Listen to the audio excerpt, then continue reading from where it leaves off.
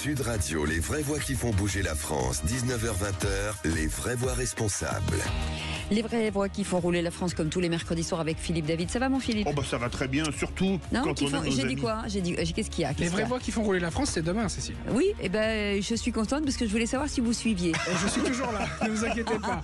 Non mais ça roule bien, il n'y a pas de problème. Oui, voilà, c'est ça. C'est pour annoncer que demain il y a une émission entre 19h et 20h qui s'appelle Les vraies voix qui font rouler la France. Bravo, quel talent. Voilà, c'est fou, c'est fou. Quelle mauvaise foi surtout.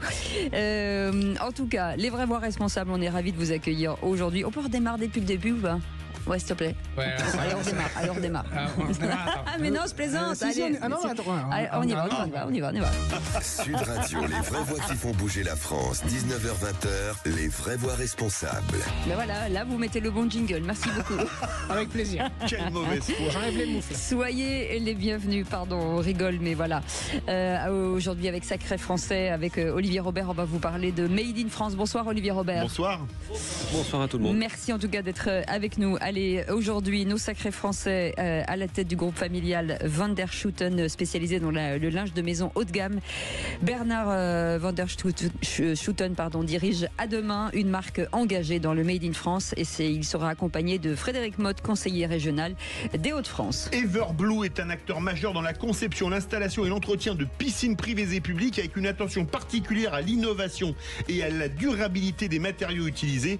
Son PDG Thierry Dozer sera avec nous. Avec lui, Amel Merle, programmiste spécialisé dans les équipements sportifs. Et Benjamin Lefebvre est avec nous ce soir, business developer chez Radior Bike, une entreprise innovante pour apporter des solutions adaptées aux nouvelles mobilités et aux attentes des consommateurs. Avec lui, Jean-François Debat, maire de Bourg-en-Bresse et président du Grand Bourg Agglomération. On vous souhaite la bienvenue dans les vraies voix responsables.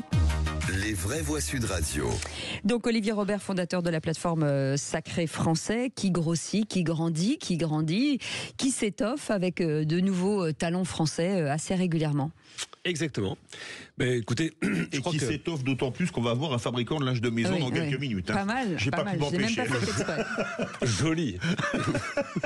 Joli. Oui, non, c'est vrai que l'idée principale, c'est de se regrouper, c'est d'arriver à cumuler les talents, à cumuler les forces pour être de plus en plus, de peser sur le discours, de présenter ses produits, ses innovations, ses initiatives.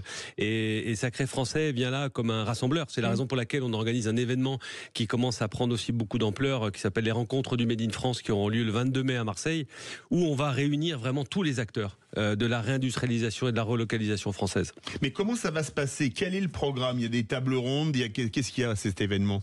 Exactement. Donc cette année, la thématique sera un petit peu particulière, elle sera sur la résilience. Et l'idée, c'est de dire comment on peut être résilient pour faire mieux, pour faire plus, pour réussir et faire gagner les entreprises françaises. Donc table ronde, une première table ronde qui sera sur les coopératives. L'idée, c'est de dire et si le changement de gouvernance pouvait être une solution pour aider les entreprises françaises, comme Duralex par exemple. Oui. Évidemment, Nicolas Chaban va venir nous parler de C'est qui le patron, avec une très très belle initiative et la manière de réinventer un modèle économique. D'autres entreprises comme Bergère de France, nous avions reçu aussi ici, qui est une vieille entreprise qui s'est réinventée en fait avec la sous forme de coopérative. Une autre table ronde aussi sur la relocalisation et la réindustrialisation avec des entreprises comme BIC. Le directeur général de BIC viendra nous expliquer quelle est la vision d'une entreprise leader française, et puis d'autres entreprises, et puis des masterclass autour de thématiques très précises, et des gens qui vont venir et qui vont être des intervenants qui vont se challenger avec des étudiants. L'idée, c'est de prendre des spécialistes. Prenons un exemple dans une masterclass où on aura sur le financement. Eh bien, on va avoir des spécialistes du financement. Le crédit coopératif accompagne le sujet. Et on va aussi avoir des élèves d'écoles de commerce et d'écoles d'ingénieurs et de la troisième chance des quartiers nord de Marseille qui viendront aussi pour parler aussi de comment c'est quoi leur vision d'avenir du Made in France et de la réindustrialisation. C'est aussi inciter à l'entrepreneuriat, inciter à la pérennisation, en tout cas, des savoir-faire français. C'est clair. Et je pense qu'il y a beaucoup d'initiatives, mais toutes ces initiatives ont besoin d'aide. que ce soit de l'État, par exemple, la Direction générale des entreprises est là, de réponses vis-à-vis des douanes, de solutions de financement, de solutions d'innovation. Certaines entreprises ont besoin de matériel et elles ne savent pas où le trouver en France. Et donc, l'idée, c'est qu'à cet endroit-là, il y aura un village entreprise et qu'à cet endroit-là, tout le monde puisse échanger, repartir avec quelque chose de concret qui va l'aider dans son projet et qui va l'aider. On pourra les accompagner par la suite, mais en tout cas, ça doit être un point de départ. Alors, il y a une question qui se pose, c'est la guerre commerciale qui est en train de commencer avec les États-Unis, 25% de droits de douane sur les produits européens, donc les produits de nos amis du Made in France, des sacrés français, importés donc aux USA et exportés donc depuis la France. Est-ce que ça inquiète vos adhérents? Alors en réalité non. Parce que, et on avait posé la question la dernière fois, leur premier marché, c'est le marché français. La première des démarches qu'ils ont, les premières actions, c'est d'aller convaincre le marché français. Donc pour l'instant, même si chacun a toujours un petit œil vers l'international, et puis on a toujours ce rêve d'aller vendre à l'extérieur, mais pour l'instant c'est le marché français. Donc pour l'instant non, ça n'a pas une inquiétude.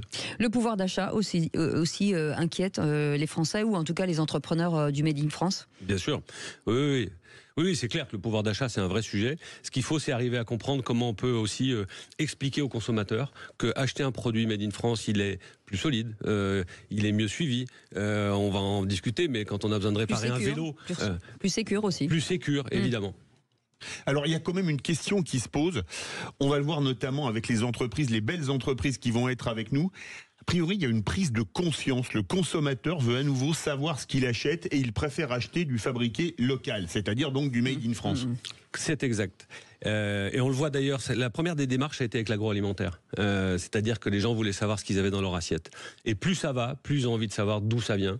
Et finalement, raconter l'histoire et montrer d'où ça vient, eh bien, ça fonctionne parce qu'on voit bien que les entreprises réussissent à vendre et réussissent à convaincre des nouveaux clients. Mais ce qui est important de se dire aussi, c'est que plus on a de clients, plus on arrive à produire à bas coût, en fait.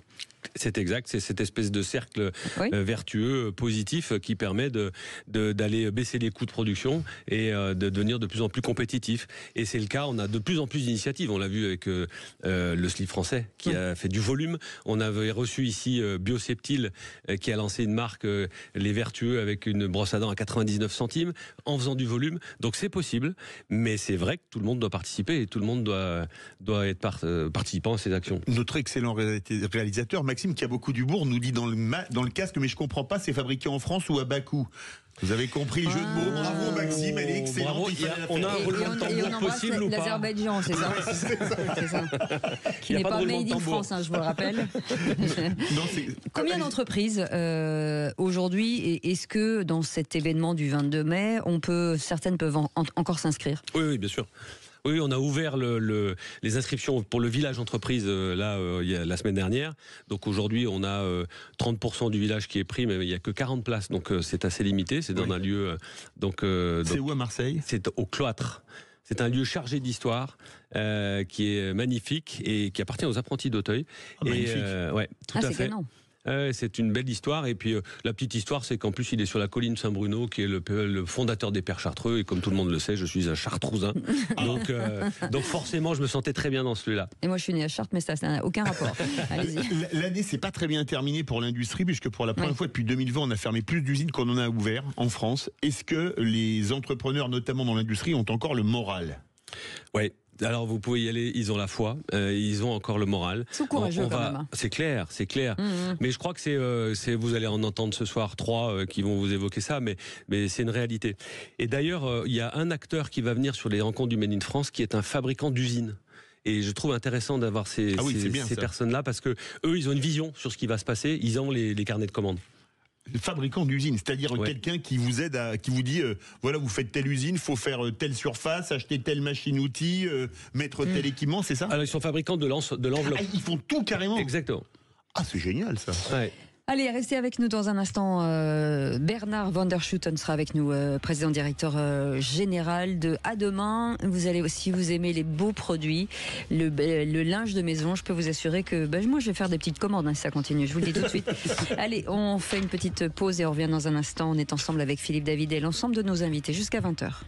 Sud Radio. Sud Radio. Parlons vrai. Parlons vrai. Sud Radio. Parlons vrai.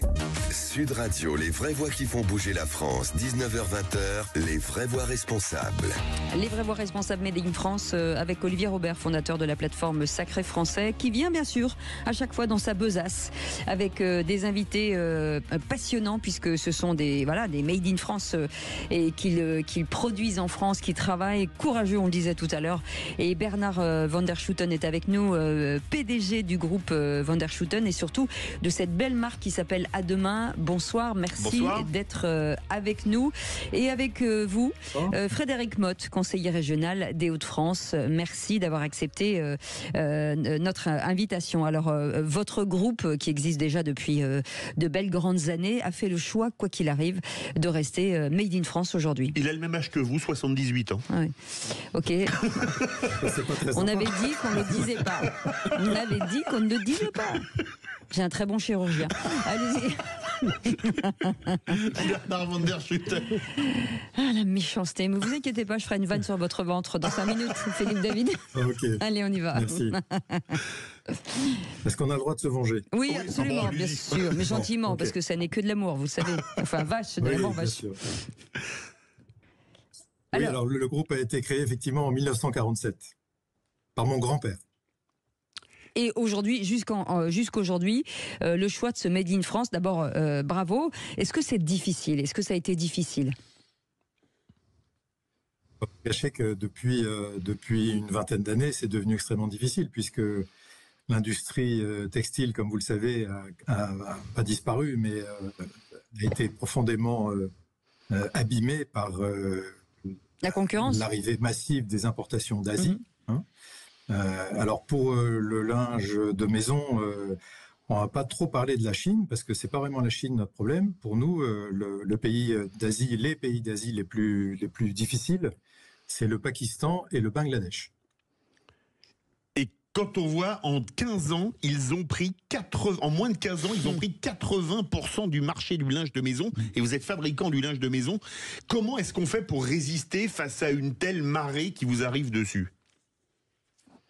C'est toute la question. Alors c'est sans doute un peu plus, puisque nous on a des chiffres qui nous donnent plutôt au-delà de 90%, et de manière générale. Seulement 3 à 4% du textile acheté en France est fabriqué en France. Donc c'est une toute petite part de marché qui a fait effectivement les beaux jours du monde entier, en fait. Frédéric Motte, vous êtes... Allez-y, finissez. Comment fait-on pour résister? On est monté en gamme. J'ai envie de dire, c'est un petit peu ça le sujet.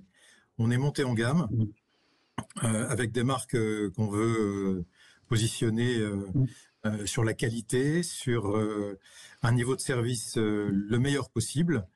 Et ce qu'on dit aussi à nos clients, c'est que finalement, le linge de lit, donc les draps, les thés d'oreiller, les housses de couette, on passe à peu près tous, plus ou moins, un tiers de notre vie dans nos draps. C'est quand même un achat important qu'il ne faut pas négliger. Et la qualité du sommeil, c'est aussi la qualité de la vie. Donc, il ne faut pas l'oublier.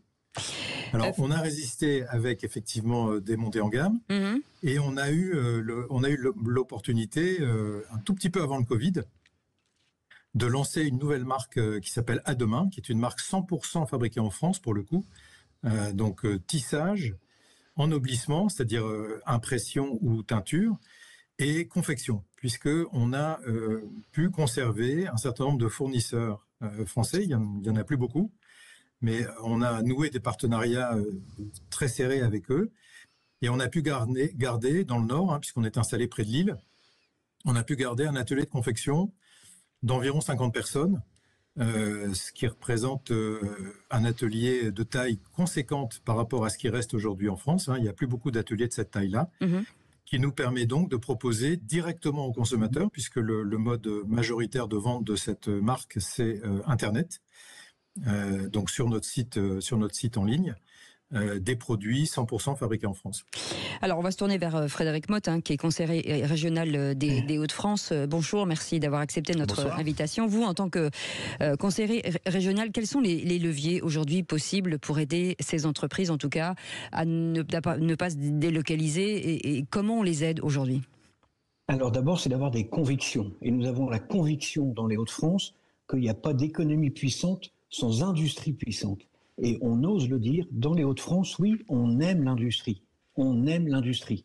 Par contre, Xavier Bertrand a une maxime qui est de dire ce ne sont pas les élus qui créent les emplois, mais ce sont les entreprises. Et nous, notre métier d'élu, c'est de créer l'environnement favorable pour que ces entreprises puissent s'implanter, se développer, innover, recruter. Et c'est comme ça que nous avons une action volontariste, à la fois pour accompagner les entreprises en place. Ça peut être à notre niveau qui est faible, mais c'est de jouer sur la fiscalité. Xavier Bertrand a ouvertement dit que le versement transport régional, il n'en voulait pas. C'est après de les accompagner par éventuellement des enjeux sur la formation, sur des subventions d'investissement. Je pense qu'on prend assez d'argent aux entreprises avec toutes nos taxes pour de temps en temps leur rendre un peu. Et c'est aussi de les aider, pourquoi pas, à récupérer des subventions au niveau européen. Et après, c'est de créer un écosystème. Je pense que même la plus belle entreprise, et tout à l'heure Bernard l'a dit à juste titre, ce qu'ils ont pu développer, c'est parce qu'il y avait tout un environnement d'acteurs autour d'eux. Et regardez ce qu'on est en train de faire sur la batterie. Nous étions la première région automobile, on va être la première sur les batteries, mais ce n'est pas une fin en soi, c'est d'avoir tous les sous-traitants, tout l'écosystème qui va bien. Ça. C'est résolument ce qu'on veut faire dans les Hauts-de-France. Le textile, c'était une industrie forte dans les Hauts-de-France, ça l'est encore quand même, et est-ce que ça réindustrialise un peu ? C'était 130 000 emplois, vous vous rendez compte ? 130 000 emplois, il y en avait 200 000 chez les mineurs, et c'est la résilience. Tout à l'heure, vous avez salué la force de ces entrepreneurs, de ces industriels, c'est la capacité à rebondir, et je crois que l'expérience et ce que réalise Bernard avec son groupe est justement à ce niveau-là absolument exemplaire. Une réaction justement, Bernard van der Schutten ? Oui, alors il reste effectivement peu d'entreprises. Il y a eu quand même une mortalité extrêmement forte, mais celles qui restent sont très mobilisées, travaillent ensemble et sont convaincus que, je l'ai dit tout à l'heure, à moins de 5% du marché français, je veux dire, si on double nos ventes, il ne va pas se passer grand-chose. Mais pour nous, ça va être très important parce qu'on aura doublé. Donc, on est très mobilisés sur le fait que les consommateurs, puisque les politiques, évidemment, sont importants puisqu'ils participent aussi à la création de cet environnement. Le point majeur, c'est le consommateur. Et donc, notre travail, c'est d'arriver à convaincre le consommateur qu'acheter français, c'est important, bien sûr, mais c'est aussi bien pour lui, parce que il va pouvoir trouver des produits de qualité, des produits fabriqués dans des conditions sociales, environnementales excellentes, ce qui n'est absolument pas le cas des produits importés. Avec une durée de vie plus longue. Là-dessus. Et oui, des produits de qualité qui vont durer plus longtemps, bien sûr. On a tous un certain nombre d'entre nous encore dans les armoires des draps de nos grands-parents. Donc, vite. Mais donc la qualité et puis cet environnement industriel, ce savoir-faire qu'on essaie de maintenir. On a tout fait malgré les difficultés. Il y a eu des années extrêmement difficiles. On a tout fait pour sauvegarder notre atelier de confection. Il y a à peu près 50 personnes qui travaillent chez nous sur cette confection. Donc c'est important et ça nous permet de maintenir ces savoir-faire. Frédéric Motte, ça a du sens de travailler. On dit toujours que ces savoir-faire sont un peu délaissés d'une jeune génération. C'est pas tout à fait le cas. Au contraire, ils adorent les entreprises familiales et ils adorent ces savoir-faire et les pérenniser. Il faut revaloriser ces métiers. On a trop longtemps justement dénigré les métiers de l'industrie. Il y a aussi, il faut être franc, une génération qui a vu tous les emplois de ses parents, de ses grands-parents disparaître. Et donc aujourd'hui, souvent, il y a une connotation positive. Moi, j'invite justement tous les industriels à ouvrir leurs usines.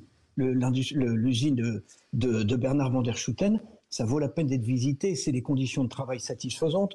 On sait que justement, un point de vue, il l'a évoqué, au niveau écologique, etc., on est nettement mieux. C'est aussi au niveau de l'indépendance. Regardez les péripéties suite aux problématiques de la guerre en Ukraine, sur les matières premières agroalimentaires, sur le gaz. Et donc de pouvoir être autonome, c'est aussi un point important. Et il le disait aussi, c'est le plaisir d'avoir des produits de qualité, mais c'est du travail pour vos enfants, pour le commerçant. C'est tout un milieu économique qui se trouve redynamisé. Et donc, bien évidemment, on a intérêt à soutenir et accompagner ces entreprises et dans notre territoire. Olivier Robert, belle entreprise que le groupe Van der Schouten. Exactement. Et je relève deux choses qu'a dit Bernard, qui sont la première des choses, c'est qu'on travaille ensemble avec les entreprises qui restent. Et je pense que ça, c'est une clé du succès. Synergie. C'est une vraie clé du succès parce qu'il faut se regrouper, on est plus fort. Et puis la deuxième, c'est de convaincre le consommateur. Et ça, c'est une réalité. C'est là-dessus qu'on se bat, nous, sacrés Français. Et l'idée, c'est d'aller, je rejoins ça, c'est d'aller raconter l'histoire. Et c'est important de raconter l'histoire. Et faire visiter les entreprises, raconter l'histoire, le pourquoi, le comment, et pas juste se contenter avec des messages publicitaires qui peuvent être un petit peu galvaudés. Merci. En tout cas, messieurs, merci beaucoup Bernard Van der Schouten, président directeur général de ce grand groupe Van der Schouten et surtout de cette belle maison qui s'appelle À Demain. Merci beaucoup Frédéric Motte, conseiller régional des Hauts-de-France et ex-président du MEDEF régional. Merci beaucoup d'avoir participé à cette émission. Dans un instant, à suivre d'autres sacrés Français, en tout cas dans un instant, et on partira. Philippe, on va parler piscine, on va prendre la direction de Toulouse, donc ça va baigner. Oula. De la vanne à tous les étages. Allez, à tout de suite. Sud Radio, c'est vous qui donnez le ton. Pourquoi est-ce que vous aimez Sud Radio, Yamina? Parce qu'il y a une liberté de ton, parce qu'on donne la parole à ceux qui n'ont pas l'habitude de la prendre, puis à toutes les opinions qui s'expriment. Sud Radio, parlons vrai. Sud Radio, les vraies voix qui font bouger la France, 19h-20h, les vraies voix responsables. Les vraies voix responsables sacrés français avec Olivier Robert qui a eu cette belle idée de regrouper tous ces savoir-faire français, les Made in France, sous cette appellation pour les aider, les soutenir et redynamiser en tout cas ce tissu hyper important et local et territoire, hein, qui est un peu Sud Radio d'ailleurs carrément. Carrément, exactement. Et oui, et puis je pense que chacun met sa pierre à l'édifice. Et nous, on a un objectif, c'est d'aider les entreprises françaises à réussir via la communication principalement, parce que c'est un vrai sujet. Et donc Sacré Français se consacre à 100% à aider les entreprises françaises à réussir. Et quand on voit ces initiatives, ça nous motive. On va un peu dans toute la France. On était dans le nord, direction Castelnau d'Estréfonds, c'est entre Toulouse et Montauban. Nous sommes avec Thierry Dozer, PDG d'Everblue. Alors Thierry Dozer, bonsoir. Bonsoir. On est avec nous également Armel Marie, programmiste auprès des collectivités. Thierry Dozer, Everblue a été créé en 1988. Là, c'est mon année de naissance. Vous fabriquez des piscines, vous fabriquez plein d'autres choses. Comment est née la société dont vous avez pris les rênes en 2015 ? La société est née avec mon prédécesseur qui a été créé en 78 pour être exactement, et ensuite elle a évolué. Il est devenu, il était pisciniste, et puis derrière il a fait une centrale d'achat. Et puis créé en 88 la marque Everblue et le réseau Everblue pour offrir aux piscinistes la possibilité de vendre tout ce qui concerne la piscine, hormis le trou et le béton. Et on a aujourd'hui une centaine de concessions réparties sur le territoire qui offrent la possibilité aux particuliers et aux collectivités d'avoir des piscines de qualité. Alors les piscines de qualité, mais surtout ce qui vous intéresse aussi, c'est l'empreinte écologique, des piscines économes en eau et en énergie. Et ça, c'est ce qui fait aujourd'hui votre valeur ajoutée aussi. Tout à fait. On a, comme je vous le disais tout à l'heure, on était plutôt entreprise de négoce, mais depuis 2022, on a décidé de changer le monde. En créant une usine où on fabrique des volets roulants, ça c'est pour les piscines familiales, on appelle ça des couvertures thermiques pour les collectivités, qui permet de réduire la facture énergétique de manière très importante et l'évaporation d'eau. Et comme ça fait plus de 30 ans qu'on installe et qu'on maintient ce type d'équipement, on a réussi à fabriquer un produit en France, en Corrèze, à Beaulieu sur Dordogne, un des plus beaux villages de France. Très joli. Et qui permet aujourd'hui d'avoir un équipement qui offre une véritable sobriété énergétique et qui s'inscrit dans la transition écologique complètement. Armel saura beaucoup mieux parler de ça que moi sur le décret tertiaire, quelque chose qui est très important aujourd'hui pour les collectivités, puisqu'elles ont l'obligation de réduire leur facture énergétique de 40%, si je dis pas de bêtises, Armel, je crois que c'est ça. Ah bon, on va donner la parole à Justement, Armel on allait Merle. lui donner la parole à Armel Bonsoir. Merle, programmatrice spécialisée dans les équipements sportifs. Ça va dans le sens on dit toujours, ça va dans le sens de l'histoire, de faire des économies, que ce soit sur la ressource de l'eau ou sur l'énergie. Oui, oui. Absolument, c'est quelque chose qu'on travaille beaucoup au jour d'aujourd'hui sur ce type d'équipement aquatique. Moi, ma spécialité dans ma société AMI Sport Conseil, c'est le développement durable et je travaille beaucoup sur des questions d'économie d'énergie et d'eau appliquées aux équipements aquatiques. Et effectivement, avec le décret tertiaire, on a une oreille beaucoup plus attentive des collectivités au jour d'aujourd'hui pour le mettre en application, puisque en 2030, il faudra baisser de 40% la facture énergétique et en 2050, de 60%. Donc, il y a des gros travaux à réaliser et effectivement, les couvertures thermiques font partie des solutions techniques qu'on utilise au jour d'aujourd'hui pour aller dans le sens de l'économie, puisque sur un bassin extérieur, c'est 60% d'économie d'énergie économisée et sur un bassin intérieur, c'est 30%. Pour donner une idée, une piscine municipale de 25 mètres de long, combien ça consomme d'énergie par an pour chauffer l'eau en couverte, évidemment? Alors c'est... Pardon. Non, vas-y, allez-y. Je crois, il me semble, parce qu'on parle en énergie primaire, pour pouvoir parler de ce qui est comparable, il me semble qu'on parle entre 1500 et 3000 kWh par mètre carré. Par mètre cube? C'est ça. Par mètre carré. Si on compare, par exemple, vous connaissez la norme BBC, bâtiment basse consommation. Voilà, c'est 50. Vous voyez, c'est 50 kWh par mètre carré, et là, on est 1000, 1500, 2000, 3000, 4000 kWh par mètre carré. C'est colossal. Ah oui, c'est colossal. C'est colossal, mais on travaille beaucoup sur des économies quand même là-dessus. Ouais. On sait faire aujourd'hui des piscines qui ne soient plus aussi énergivores. Il y en a même qui sont classifiées bâtiments à énergie positive. Sachant que dans les piscines, on parle de bâtiments à énergie positive à partir de 80% d'énergie renouvelable utilisée sur l'établissement. Mais oui, ça reste des équipements qui consomment beaucoup, par contre sur lesquels on réutilise beaucoup, on capte beaucoup les énergies fatales pour les réinjecter sur le process.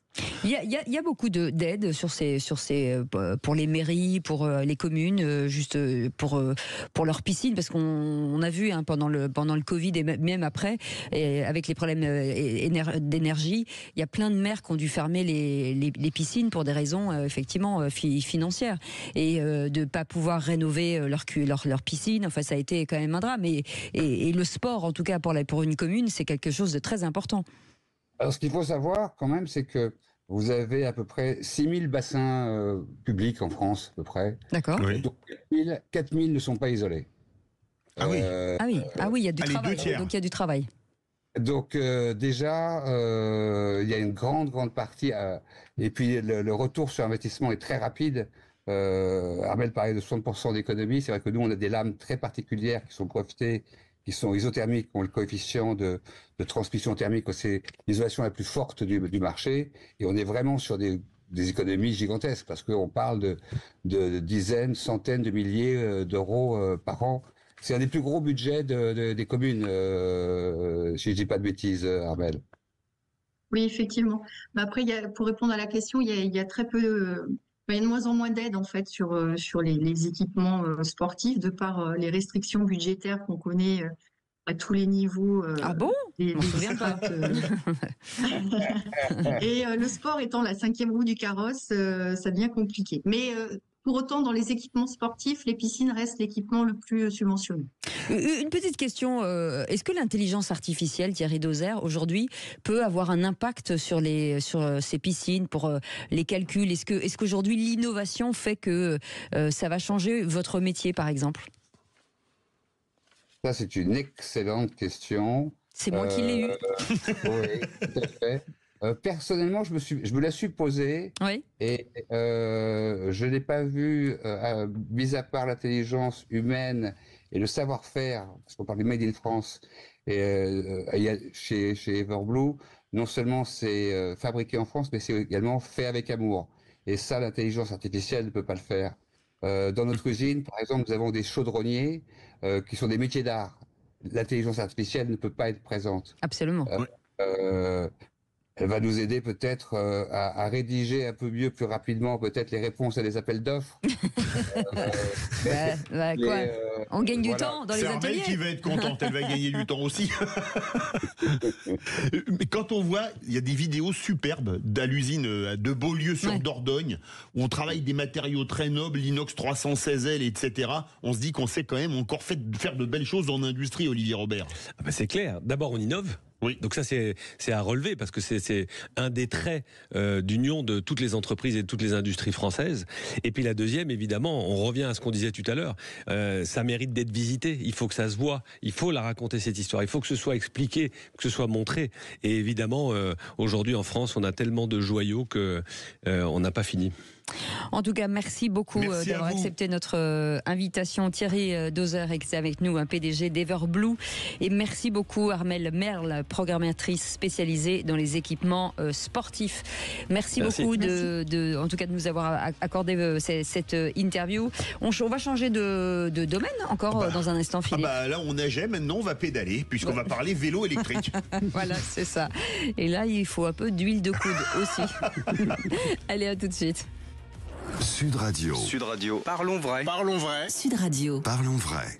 Sud Radio, les vraies voix qui font bouger la France. 19h-20h, les vraies voix responsables. Et les vraies voix responsables s'intéressent ce soir, comme assez régulièrement sur cette antenne, au Made in France, aux entrepreneurs, à l'industrie, au savoir-faire français, avec Olivier Robert qui est avec nous et qui nous programme toutes ces belles émissions. Et on se rend compte qu'il y a beaucoup de talent quand même. Il y a énormément de talent en France.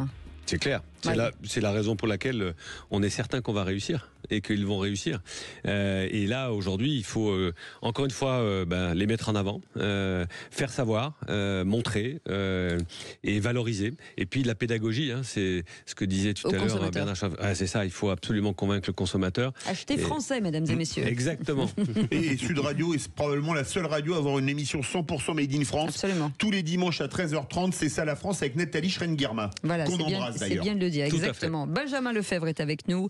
Merci d'avoir accepté notre invitation. Business développeur chez Radior Bac. Et puis, à côté, Jean-François Debat, maire de Bourg-en-Bresse et président du Grand Bourg Agglomération. Monsieur le maire, bonsoir. Merci d'avoir accepté notre invitation. Donc, on parle de vélo, bien entendu, avec vous, des vélos made in France. Il y a énormément de marques qui existent et pourtant, celle-ci, elle a quelque chose de particulier. Elle a beaucoup de choses de particulier. Bonsoir à tous. Bonsoir. Radior, c'est une marque qui renaît. C'est une marque qui a été créée à Bourg-en-Bresse, d'où le fait de la relancer, d'accueillir Jean-François Debat ce soir, et je le remercie d'entrée. Il y a très longtemps. Il y a très longtemps, en 1904. On a fêté les 120 ans de la marque l'an dernier. C'est l'année de votre naissance. Voilà. C'est sûr qu'elle ça y est, je lui ai rendu, c'est bon. Ça y est, elle a 78 ans, j'en ai 121, ça va. Voilà. C'est parfait. Allez, on y va. 1904, et comme chaque ville de taille modeste en France, on avait un atelier de fabrication de vélos partout.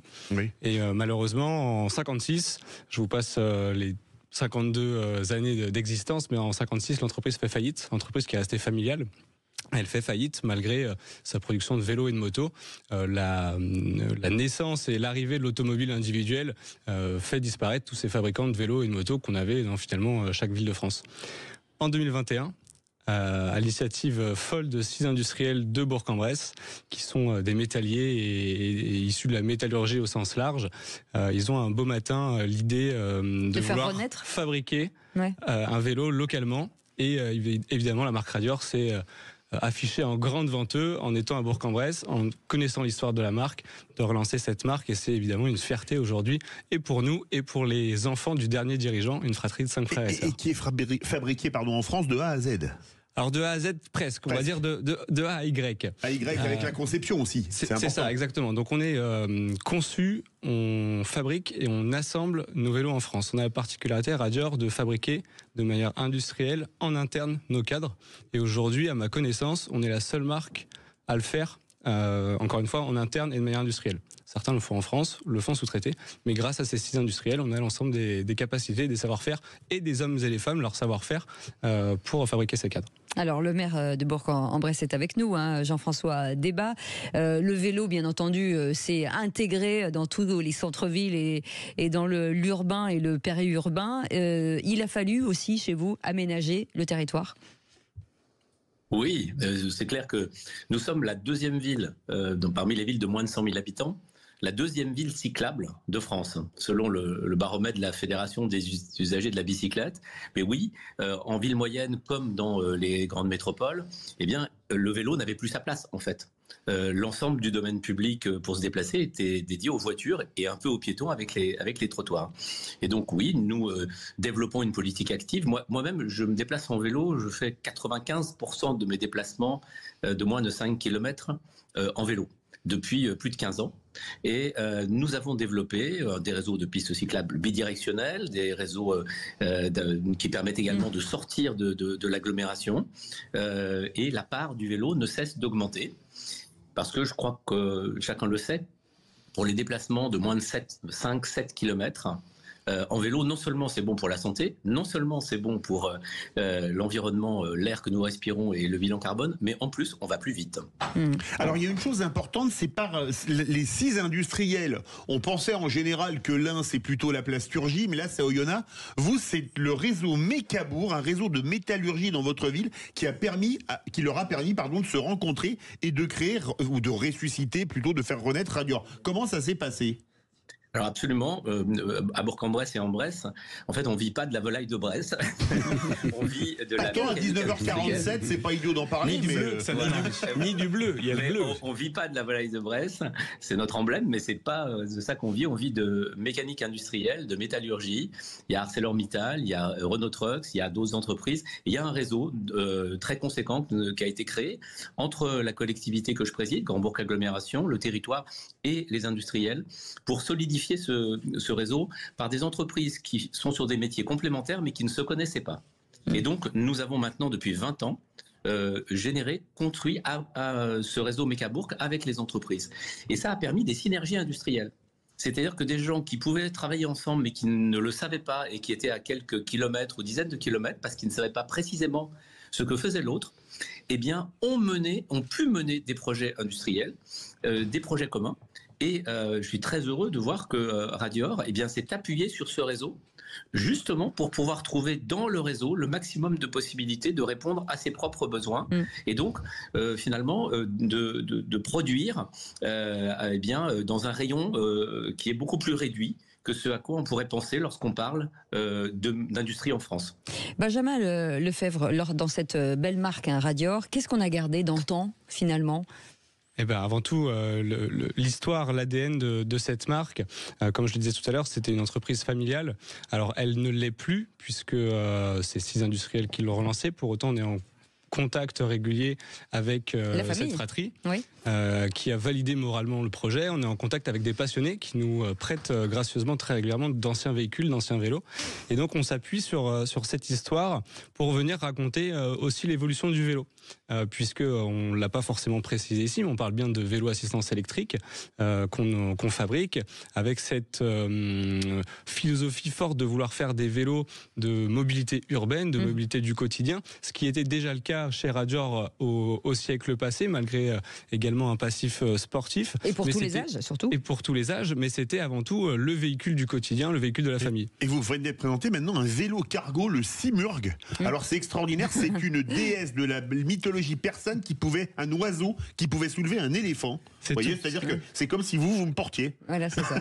J'aurais dit un hippopotame. Merci. Alors, pour l'anecdote, on ne donne et on ne donnera à nos vélos que des noms d'oiseaux. Parce qu'on est dans l'Ain et qu'on a la chance d'avoir le parc des oiseaux.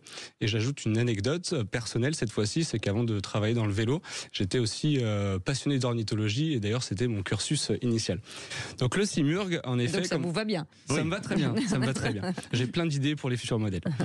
Le Simurg, ce nouveau vélo, alors nouveau entre guillemets, puisqu'on est parti de ce qu'on savait faire. et avec une entreprise toulousaine qui s'appelle Botch et qui a une philosophie plutôt de recycling, d'upcycling. Ils vont chercher des vieux cadres, ils fabriquent une plateforme et ils font le mariage. C'est vraiment le terme, ils font le mariage des deux. Et avec nos copains de Botch qu'on suivait depuis longtemps, on avait cette envie, cette idée. Et donc on a fait la même chose avec notre cadre actuel. C'est-à-dire que sans changer beaucoup de choses, on est venu simplement adapter notre industrialisation. On est venu marier notre cadre actuel, le cadre du Phoenix, avec leur plateforme, et ça fonctionne. Aujourd'hui, on a un biporteur qui est commercialisé, présenté il y a quelques semaines, commercialisé, capable d'emporter 100 kg sur la plateforme, avec un PTAC donc de 240 kg. Poids total à charge. Voilà, on peut encore mettre un bon pilote, un bon utilisateur, et c'est un vélo qui va être destiné à la fois aux professionnels. Je pense notamment aux grandes villes avec l'arrivée des ZFE. On a une forte demande des professionnels, des artisans. Des zones à faible émission. TP, les toutes petites et moyennes entreprises qui nous sollicitent aussi sur ces solutions de mobilité, mais également en format famille, puisqu'on est capable de mettre 2 enfants sur la partie avant, on a une protection pour la pluie et puis encore un enfant sur le porte-bagages à l'arrière. Et ben voilà, on sait tout. Merci 1000 fois. Merci 1000 fois. Le mot de la fin, vraiment fabuleux, hein. C'est formidable. En fait, on se rend compte, c'est ce qu'on dit depuis le début, quand on se rassemble, on peut faire des choses. Là, vous vous rendez compte, 6 industriels qui se regroupent pour pouvoir ressusciter une marque et en faire un fleuron français. Et d'ailleurs, Benjamin n'a pas dit, ils sont en train de travailler sur un produit qui serait le moins cher des vélos made in France. Et donc, ça montre que tout est possible. Et je tiens aussi, j'en profite pour remercier les maires de 36 000 communes de cette France aujourd'hui qui favorise aussi ces entreprises et qui les aide à se développer et surtout à devenir pérennes. Merci en tout cas, monsieur le maire Jean-François Adeba. Je ne l'ai pas dit, mais je roule en radieur, évidemment. Bien sûr, ça se sous-entendait. Hein. Bien entendu, maire de Bourg-en-Bresse et président du Grand Bourg Agglomération. Et merci Benjamin Lefebvre, business développeur chez Radior Bike. Merci beaucoup. Merci. Olivier Merci Robert. à très voilà, c'est bientôt. toujours une joie de vous avoir. Avec les sacrés français. Et tout de suite, on retrouve évidemment Cécile de Minibus dans Sud Radio, votre service. Et à 20h, après le flash, Tonton Maurizio et sa bande. Sud Radio.